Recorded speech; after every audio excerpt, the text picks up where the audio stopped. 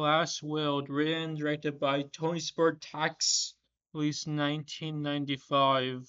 These two men start out as journalists. They're played by Tommy Hawthorne and Joe Partule.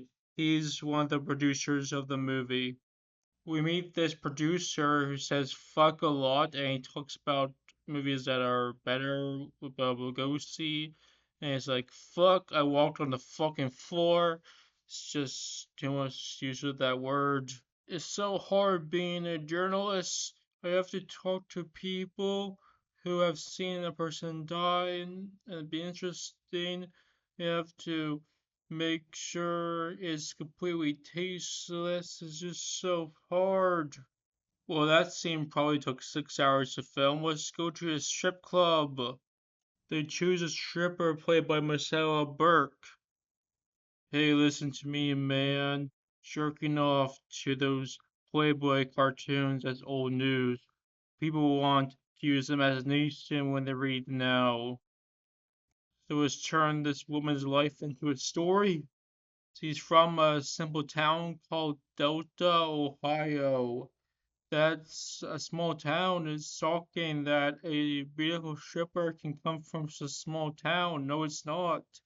It's still a good story. This is so funny. There are tips of garden hoses in the box, and this guy gets really mad about it. I don't get the. Now I know how a stripper gets exercise ice skating. Hey, don't blow the Elsa that works at Disneyland's cover. This guy knows how to win over a woman. Incest joke. They have a 4 minute conversation that's full of supposed to be clever dialogue to impress some bargain bin buyer.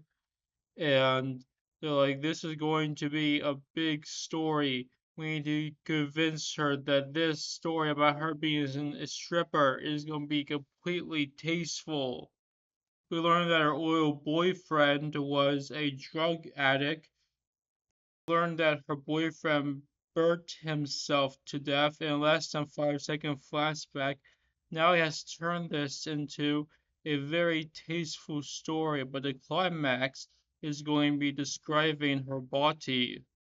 Paints about sex and he writes about sex. They are meant for each other. These two psychos randomly come into the story to beat up this guy because this guy is relatable. He is a wuss, unlike the guy that has sex all the time, which is his partner. She has a change of heart about the story when she reads how a stripper's story actually sounds on paper. So he decides not to write the story anymore and lie so they can keep their relationship. Now let's go to a house that's empty and perfect for writing more about your stripper story. Next we see Richard Dreyfuss. Yup, this is his lowest reviewed movie. And they are going to take on this story. And this pathetic guy gets constantly tortured by this other character. And that's how they're going to make a dangerous story. The more he tortures him, the more dangerous the story is going to become. And the more they're going to take out the stripper stuff, where they're going to still keeping the stripper stuff and take out all the emotion and just write dangerous stuff, I guess. The woman thinks that Richard Dreyfuss is more charming than him for a second just because he's the biggest star in this movie, and guns are amazing. In this scene, they try to pass off 6 movie script pages as over 14 movie script pages. Distract from that obvious mistake, we have a scene where one of the actors pulls out a gun for no reason to make it funny, I guess. Right after, we hear another scene that at least says that a movie script is 120 pages. Fully cloth sex, Irish woman talking about relationship stuff. Now you have the basics for a couple film down. Now just mention some poet that nobody knows. Now you're an intellectual couple film. This is getting really boring. Let's get the gangsters to be up the pathetic guy a bit more. Let's have them almost drown him. That make this exciting. She's like, the reason why I don't want the stripper story out there is because I might want to become a yoga instructor in the future. I don't know. Listen, when I'm watching a woman on a live stream and I see her cry, it only takes 3 minutes of me seeing her cry to go from me wanting to punch her in the face. Okay, so here's my idea with a scene. We describe this woman stripping, and then a plane crashes into a building in the background. That's how I make the story exciting. Come on, man, you can't arrest this woman being too upset to have sex with you to save my life. You're gonna get that story about the stripper down whether you want to or not, or I'm gonna pull a gun to your face. Boring, boring. Women are so boring. You know what they say, woman starts drawing shitty paintings, you bring in the hookers. Now I'm dating a woman who I can get sex out of even easier than you.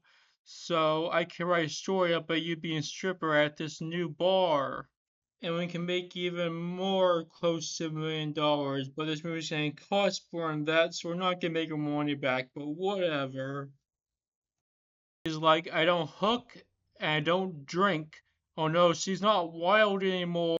Now I have to get lectured by a 50-year-old woman. Oh no, I hate that she's not wild. Sad flashback about her drug addict boyfriend dying in a fire is extended. And we learn that there was a baby involved and that he used to play the violin and other guitar. How lame. The pathetic guy forces himself upon her, but then she gets on top of him. This is not going to be a court case. And then she pulls out a gun. Now we don't know who's going to win that who rape who case. The character who's the most relatable to your average man has to be a rapist. The movie ends with them starting to film the movie about a stripper and it's a dramatic rain scene. He regrets that this script turned into a movie that's probably going to fail at the box office. Dramatic ending. So that's The Last Will. This movie is just meant to be a romantic film with some grit and maybe some satire about the movie industry. But it fails on all of that because it's just so basic and emotional, and the woman doesn't really change from being a stripper. She just pretends to be upset about it because people are going to judge her. Well, she already has probably um been dealt with that and been judged. So we don't know why she's upset about that now, since the movie's probably going to fail. And maybe she wants to be a yoga instructor, and she doesn't want the stripper like to follow her, but she doesn't really change into that. I just made that up. And Richard Dreyfuss is barely involved in this movie. He's just someone who convinces the person to write a better screenplay, well, at least one with more danger and action that is a mix of other reporter stories, I guess. I don't know, it's really confusing, but there's a bunch of other characters that do the same job as Sister Dreyfus, convincing the guy to write a screenplay with more danger and action and less women crying. So overall, this is just a basic romance movie that fails at being more by having some Hollywood satire in there because it's just the most basic Hollywood satire ever. If you want to see a great version of this movie, watch The Player, directed by Robert Altman. Bye.